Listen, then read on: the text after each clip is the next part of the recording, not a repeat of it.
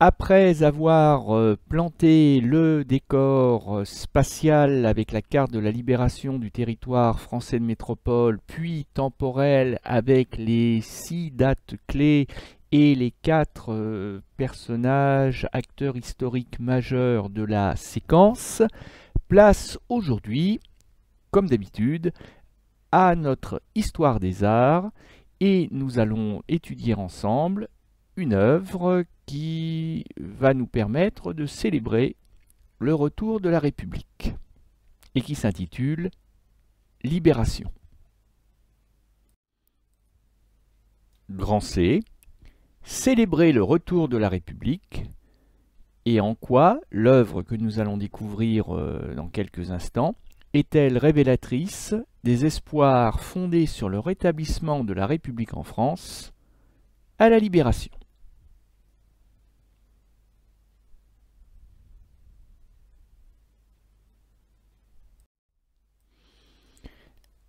Alors, l'œuvre dont il va être question, la voici, vous l'avez sous les yeux.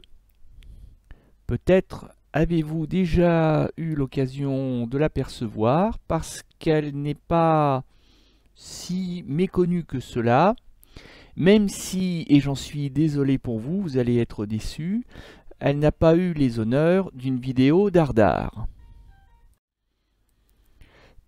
Parce que je suis d'une nature généreuse, je vais vous laisser quelques secondes pour me retrouver le petit nom du personnage qui apparaît sur cette œuvre. Je compte dans ma tête jusqu'à 5.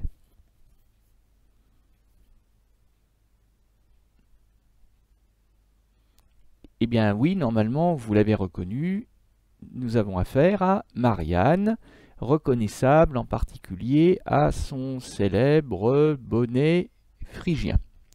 On reviendra sur la signification de la présence de Marianne et de son bonnet dans quelques instants.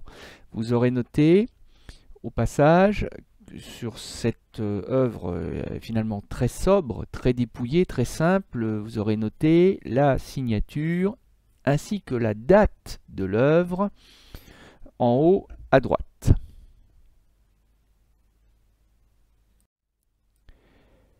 Alors, quelques mots sur l'artiste et son œuvre.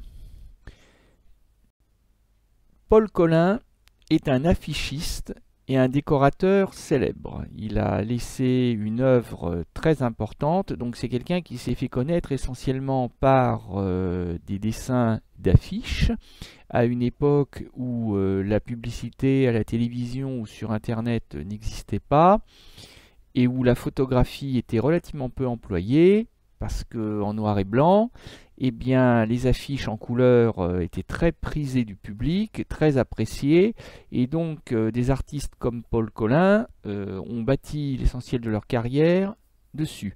Donc au passage, la nature de cette œuvre, c'est d'être une affiche. Je vous le dis parce que c'est pas si évident que cela, ça aurait pu être une peinture, un tableau. Bon.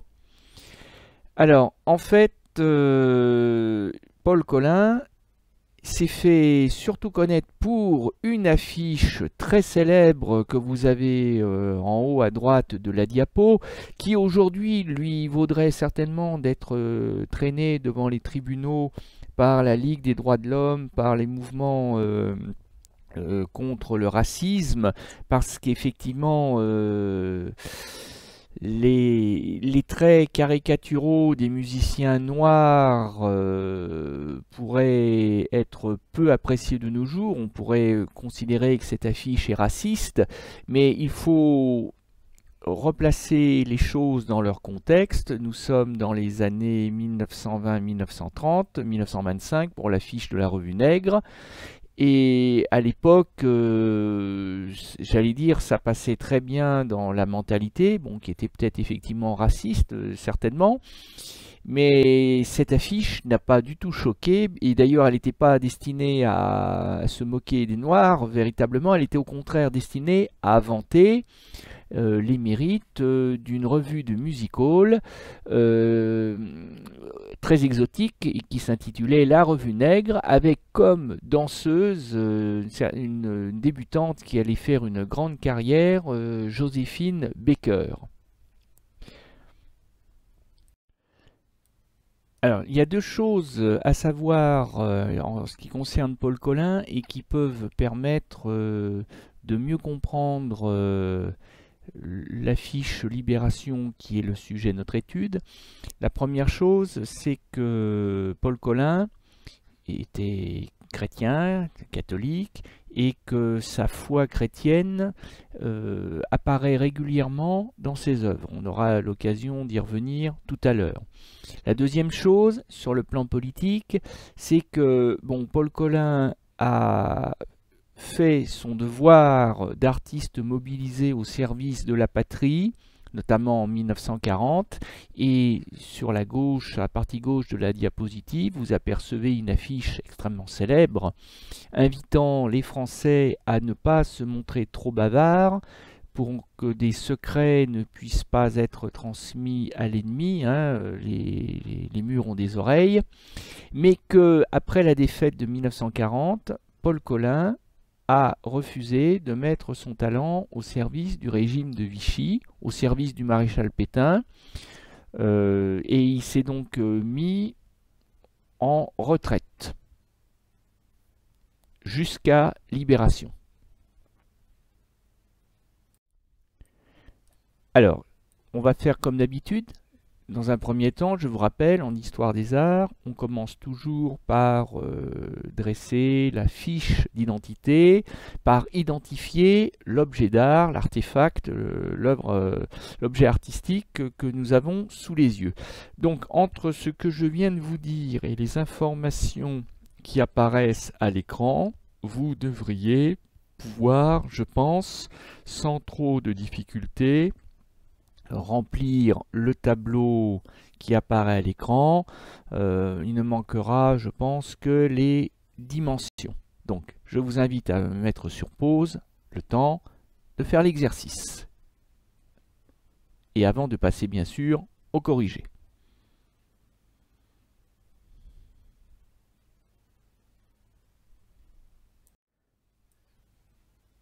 Alors, ce que nous avons sous les yeux, et donc une affiche de Paul Colin, qui est un artiste français, qui a sobrement appelé son œuvre Libération, mais on la connaît parfois sous une autre variante, de la Marianne aux stigmates.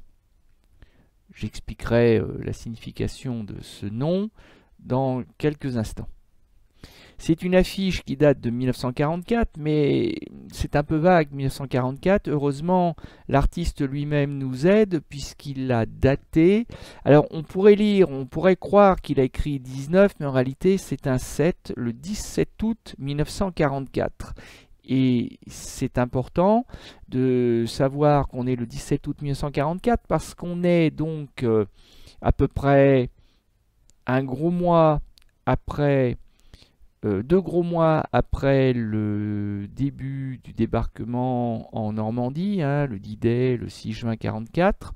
Donc nous sommes à ce moment où les Alliés ont enfin réussi à percer le front de Normandie, à enfoncer les Allemands, et donc ça veut dire que ça y est, c'est à peu près inéluctable, c'est à peu près inévitable, la France va être libérée, ça n'est plus qu'une question de semaines, au pire de quelques mois, et surtout, nous sommes à 8 jours. Alors évidemment, à l'époque, on ne le sait pas que Paris va être libéré le 25 août, mais nous le savons. Nous sommes à quelques jours seulement, à une grosse semaine de la libération de Paris. C'est une affiche qui a été commanditée par l'artiste lui-même. Voilà, l'artiste qui avait décidé de ne pas servir Pétain et de se mettre finalement au chômage, en retraite, sort de sa retraite de lui-même. Et il décide de lui-même de peindre cette affiche sans demander rien à personne. Le genre, eh bien, vous l'avez reconnu, Marianne, c'est donc une allégorie. l'allégorie de la République, de la démocratie, de la France, si on veut. Donc c'est une affiche allégorique. C'est un genre qui s'était un peu perdu au XXe siècle. Et les dimensions sont assez importantes, hein, 120 cm x 80 cm.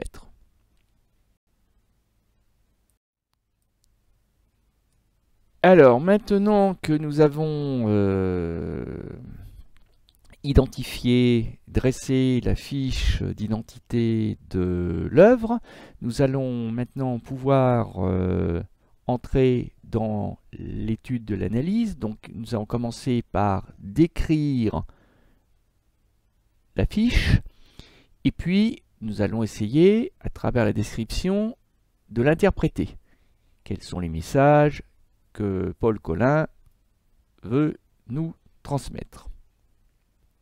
Donc là encore, vous avez l'habitude, c'est pas très difficile. Je vous laisse me mettre sur pause, le temps de lire les 7 éléments de légende sur la droite, et de les retrouver sur le schéma de gauche en remettant au bon endroit les numéros 1, 2, 3, 4, 5, 6, 7 à leur place. Allez-y.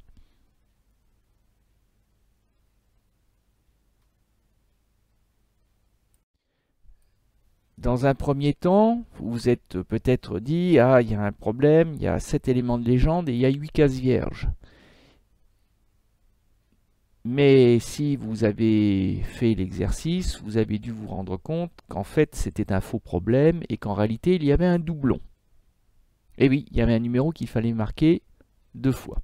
Alors voici le corrigé officiel, je pense qu'il n'a pas posé particulièrement de problème. Si vous avez pu hésiter entre le 3 et le 6, parce qu'effectivement, bon, pour les positionner c'était pas simple. Alors commençons par le plus simple. Bon. Le bonnet phrygien, il est immanquable, hein, on le voit de loin, c'était d'ailleurs le but. Hein. Je vous rappelle qu'au départ, le bonnet phrygien, dans l'Antiquité grecque, c'était cette coiffe de laine rouge, hein, donc bien visible à la ronde, qui permettait à chacun de savoir que celui qu'on avait toujours considéré comme un esclave n'était plus un esclave et qu'il était un homme libre puisqu'il venait d'être affranchi, c'est le terme employé, par son maître. Son maître lui avait accordé la liberté, le statut d'homme libre, soit pour le remercier de ses brillants services, soit tout simplement parce que l'esclave était trop vieux et qu'il fallait le nourrir et qu'il ne servait à rien. Bon, enfin peu importe. Donc, Marianne est coiffée du bonnet de l'esclave devenu libre. C'est ça le bonnet phrygien. Vous noterez une nouvelle fois l'orthographe ô combien compliquée de phrygien. Ensuite, les stigmates. Alors les stigmates, stigmata en grec, ce sont les meurtrissures, les blessures infligées par les Romains quand ils ont cloué le Christ sur la croix au moment de la crucifixion.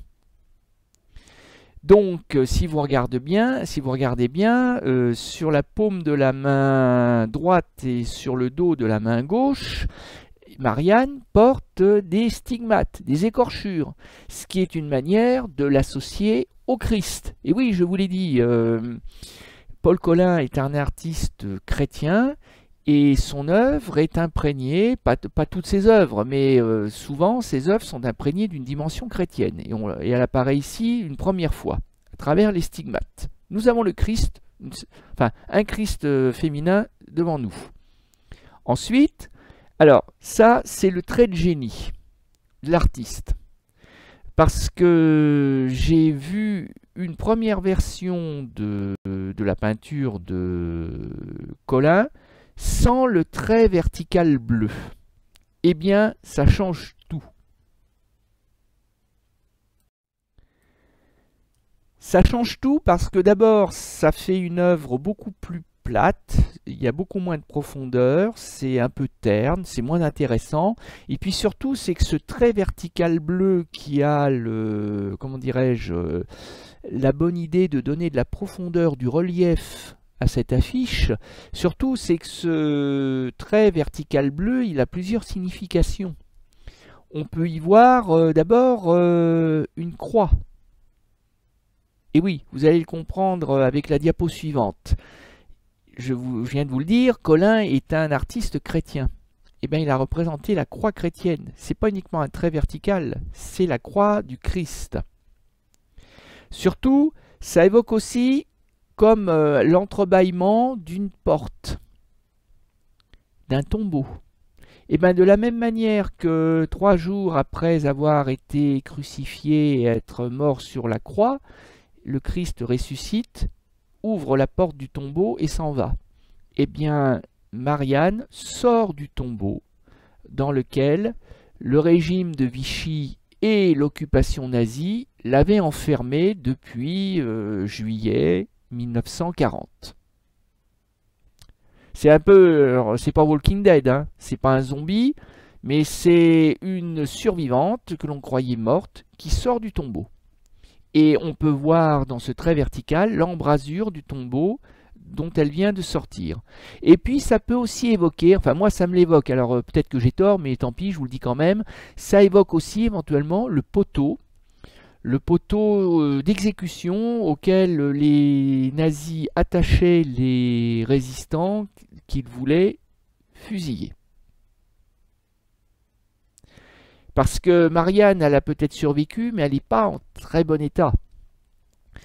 Son corps est meurtri par des blessures. Vous voyez, on voit des formes géométriques. Bon, on n'est pas dans une œuvre cubique, hein, c'est pas Picasso, mais on voit des formes géométriques qui peuvent rappeler des immeubles en ruine ou en flammes. Ça peut évoquer les destructions de la guerre. Ça peut aussi évoquer, pourquoi pas, la guerre civile entre Français, hein, entre miliciens, entre collabos et résistants, par exemple. Bon, enfin bref, pour employer une expression un peu familière, vous me pardonnerez, Marianne, elle a quand même morflé. Elle a survécu, mais elle a beaucoup souffert. Et pourtant, son visage est absolument intact. Elle n'a pas pris une ride.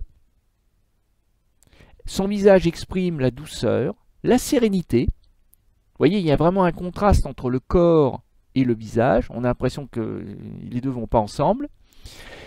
C'est tout juste si elle protège ses yeux du soleil qu'elle fixe, parce que bah oui, quand on est resté enfermé pendant des années dans un tombeau, évidemment, on a un peu de mal tout de suite, quand on ouvre les yeux, la lumière du jour a tendance à la blesser un peu.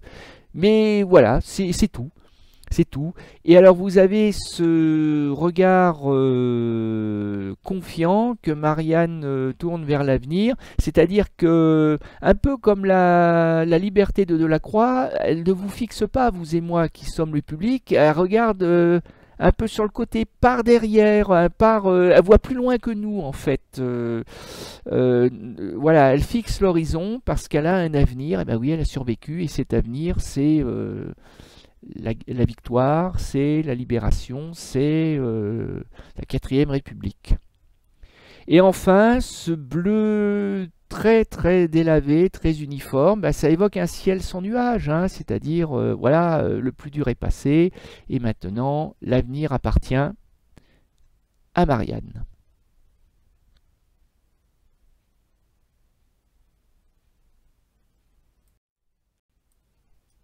Alors, 2 petites remarques. Je reviens sur la croix du Christ parce que c'est pas si évident que ça à voir. Voilà, je voulais dessiner en gros, en noir. Et alors, vous allez me dire, mais c'est pas la croix du Christ, ça. On dirait une sorte de sablier dont on aurait oublié de poser le couvercle. Oui, mais ça, c'est parce que vous ne le savez sans doute pas. Mais au Moyen-Âge, alors pas avec un crayon ou un stylo, hein, ça n'existait pas au Moyen-Âge, mais avec une plume qu'on trempait dans l'encre, quand on dessinait une croix chrétienne, on avait pris l'habitude de la dessiner d'un seul et unique trait, c'est-à-dire que on ne s'y reprenait pas à 2 fois. Et donc, si vous voulez dessiner une croix chrétienne d'un seul trait, eh ben, vous êtes obligé de la dessiner de cette manière. Vous partez du haut, vous tracez votre trait vertical du haut vers le bas, et puis vous, si j'ose dire, vous tournez sur votre gauche et vous faites un angle et vous finissez avec la partie à droite. Voici la croix du Christ. Deuxième zoom. Alors, le trait vertical bleu, le bonnet phrygien rouge et la petite touche de blanc que Paul Colin a glissé entre les deux pour donner l'illusion de la profondeur, eh ben, il n'y a pas besoin d'être un magicien ou un génie pour comprendre que bleu, blanc, rouge, c'est évidemment une allusion au drapeau tricolore, souillé par le régime de Vichy, mais carrément interdit par les nazis en zone occupée. Donc il y a une dimension patriotique. Ça n'est pas qu'une déclaration d'amour à la République que Paul Colin réalise à travers cette affiche. C'est aussi une déclaration d'amour à la France. Mais la vraie France. La France libre.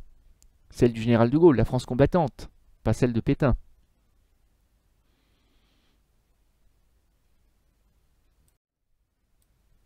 Bon, bah du coup, il ne nous reste plus qu'à dégager les principaux objectifs de propagande, parce que c'est une œuvre de propagande que fait, encore une fois, Colin. Même si c'est pas un État en guerre qui lui a passé commande, même si c'est Colin lui-même qui a décidé de faire cette œuvre, c'est quand même une œuvre de propagande, et il convient maintenant d'en dégager les thèmes, les messages forts, dans, encore une fois, le contexte de la libération imminente de la France, mais aussi de Paris. Et c'est pour ça que je vous ai mis cette photographie du 26 août 1944, où l'on voit le général de Gaulle remonter triomphalement les Champs-Élysées, le lendemain de la libération de Paris par les troupes de la 2e division blindée du général Leclerc, et on aperçoit dans le fond l'arc de triomphe. On est bien à Paris. Alors, ce que je vais vous demander, c'est pas très compliqué. J'ai mis 4 verbes, j'ai mis 4 phrases, bien entendu dans le plus complet des ordres, et je vais vous demander de reconstituer les phrases entières à l'aide des codes, couleurs qui vous sont proposés à l'écran. Donc mettez-moi sur pause, là encore, le temps de faire l'exercice. Alors, si vous avez été bien inspiré, si vous n'avez pas fait d'erreur, vous en conclurez avec moi que Paul Colin a désiré témoigner des souffrances de l'occupation endurée par le pays et ses habitants. Ce sont les marques sur le corps. Il a aussi voulu prophétiser, annoncer avec quelques jours d'avance le retour prochain de la démocratie, de la République, des droits et libertés. Parce qu'il ne fait pas de doute que si Pétain et les Allemands sont chassés de France, ça sera le retour de la République. Il a voulu également célébrer la libération de la France en marche depuis le débarquement allié du 6 juin 1944. Et il a voulu assimiler, c'est-à-dire comparer en fait, la République au martyr du Christ, puisque Colin, encore une fois, est un artiste chrétien. Alors, si vous avez, au cours d'exercice, interverti les verbes en vert et en blanc, c'est pas fondamentalement grave, parce qu'effectivement, Colin, il célèbre aussi le retour prochain de la démocratie, de la République, des droits et libertés. C'est pas un contresens. Mais encore une fois, il annonce la libération de Paris qui n'aura lieu que quelques jours après. C'est pour ça que le prophétisé va mieux avec le retour prochain, c'est-à-dire, c'est pas encore fait là, de la démocratie, de la République, des droits et libertés. Alors, on pourrait en avoir fini avec notre étude de l'œuvre, mais je vous offre, parce que vous m'êtes sympathique, un petit complément d'analyse avec la 4e étape de la démarche de l'histoire des arts, c'est-à-dire le prolongement, c'est-à-dire des perspectives, des mises en correspondance artistique. C'est-à-dire qu'on essaie de voir si cette œuvre se retrouve sous une forme ou sous une autre chez un autre artiste. Et justement, vous avez cette thématique de la Marianne sortie du tombeau qui apparaît dans une autre affiche célèbre de la même époque, d'un autre artiste. Alors la différence, c'est que l'affiche de droite, donc que j'ai mis en un peu plus grand, elle est issue de la France résistante, mais celle qui s'était réfugiée à New York, avec en particulier parmi ses dirigeants un certain Jean Monnet, dont j'aurai l'occasion de vous reparler bientôt, oui, le même qui porte le nom du lycée d'Yzeure, dans lequel certains d'entre vous iront peut-être l'an prochain. Donc c'est une autre affiche qui célèbre la résurrection de Marianne. Alors évidemment le traitement graphique est un peu différent, c'est plus ensoleillé, c'est plus lumineux sur l'affiche de droite, c'est plus festif, c'est plus coloré. La Marianne, ben écoutez, elle est vraiment en pleine forme, hein, parce qu'elle soulève une très lourde pierre tombale en marbre. Vous voyez qu'elle a dû faire des abdos pendant ces années d'enfermement. On voit aussi qu'elle est en pleine forme, hein, elle n'a pas les stigmates de Paul Colin. Donc vous voyez qu'il y a à la fois des points communs et des différences. On retrouve le drapeau tricolore, puisque, alors chez Colin elle est nue, mais on retrouve quand même le drapeau tricolore. Dans la version franco-américaine, Marianne est enveloppée des plis du drapeau tricolore. Bon, point commun, différence. Alors par contre, il y a quelque chose qui fait assez Walking Dead, qui fait assez zombie. C'est les gens qui sont derrière elle et qui sont tous les martyrs, tous ceux qui sont morts, qui se sont battus et qui sont morts pour qu'elle soit libérée. Marianne, hein, Marianne a peut-être survécu, mais ça a été au prix du sacrifice de nombreuses vies, et c'est ce qu'a voulu faire comprendre l'artiste sur la fiche de droite, avec ces personnages qui accompagnent le mouvement de libération de Marianne. Donc voilà, vous voyez, je voulais vous mettre l'œuvre de Paul Colin en perspective avec cette première affiche. Alors, comme vous m'êtes décidément très sympathique, j'ai décidé de vous offrir un deuxième supplément gratuit avec une autre affiche qui est exactement contemporaine de celle de Paul Colin, c'est-à-dire qu'elle a été réalisée en même temps, mais sans aucune concertation. La deuxième affiche, qui s'intitule Liberté, est l'œuvre d'Henri Biet, et elle a été reprise et imprimée, diffusée sur le territoire français par les soins du GPRF, c'est-à-dire le gouvernement provisoire de la République française, incarné par le général de Gaulle. Alors cette affiche est donc peut-être même plus célèbre que celle de Paul Colin. Bon, personnellement, je la trouve beaucoup moins réussie que celle de Colin, mais vous êtes parfaitement en droit de ne pas être d'accord avec moi. Cette Marianne, puisqu'il s'agit à nouveau de Marianne, emprunte un peu à celle de Delacroix, hein, puisque comme pour le tableau de Delacroix, La liberté guidant le peuple, Marianne tient solidement le drapeau tricolore dans sa main droite, avec deux différences. D'abord, elle a la main baissée, alors que dans le tableau de Delacroix, elle a le poing levé. La deuxième différence, c'est qu'elle tient le drapeau tricolore, si j'ose dire, dans le bon sens. Hein, les couleurs nationales apparaissent dans le bon sens, alors que dans le tableau de Delacroix, elles sont inversées. Pour le reste, on devine le bonnet phrygien, même s'il n'est pas de couleur rouge, mais il y a la cocarde tricolore qui nous permet d'identifier Marianne. Hein, c'est pas n'importe qui est représenté sur cette affiche.